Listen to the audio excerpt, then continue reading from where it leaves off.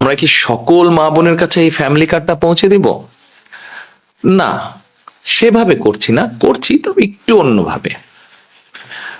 বাংলাদেশে আমরা যদি পরিবার হিসেবে দেখি, 4 কোটি পরিবার আছে বাংলাদেশে। 70% মতন গ্রামে থাকেন, 30% মতন পরিবার শহর অঞ্চলগুলোতে থাকেন। আমরা কাজটি শুরু করব পরিবার ভিত্তিক। প্রথমে গ্রাম থেকেই শুরু করব, শহরেরও কিছু কিছু অংশ নেব। যেই শহরের যেই অংশগুলোতে সাধারণত দরিদ্র, নিম্নবিত্ত, নিম্ন মধ্যবিত্ত মানুষ পরিবারগুলো থাকেন, সেই পরিবারগুলোকে দিয়ে। এখন আসেন আপনাদেরকে বলি কাদেরকে দেব।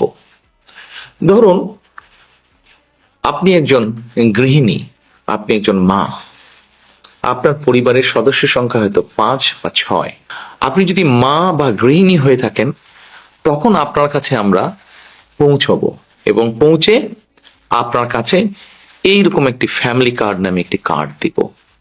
এই কার্ডটির মধ্যে আপনার নাম থাকবে, এই কার্ডটির মধ্যে একটি নাম্বার থাকবে, এই কার্ডটির মধ্যে মেয়াদ থাকবে এবং এই কার্ডটির মধ্যে স্ক্যানিং করার মতন একটা দাগ থাকবে অনেকগুলো।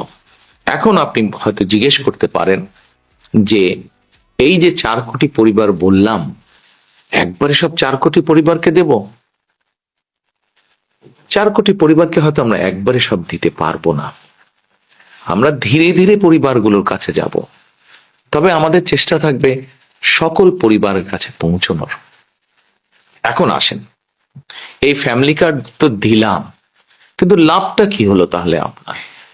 লাভটা হচ্ছে এইরকম, এই ফ্যামিলি কার্ডের মাধ্যমে আমরা প্রতি মাসে আপনার কাছে, অর্থাৎ আপনি যেই মা বা যে গৃহিণী আপনি, আপনার কাছে আমরা প্রতি মাসে 2 থেকে 2,500 টাকা হয় নগদ অথবা আপনার পরিবারের যে প্রয়োজনীয় খাদ্য সামগ্রী, 5 জনের পরিবার হিসাব ধরে প্রয়োজনীয় যে খাদ্য সামগ্রী, এরকম কতগুলো খাদ্য সামগ্রী আমরা আপনার কাছে পৌঁছে দিব।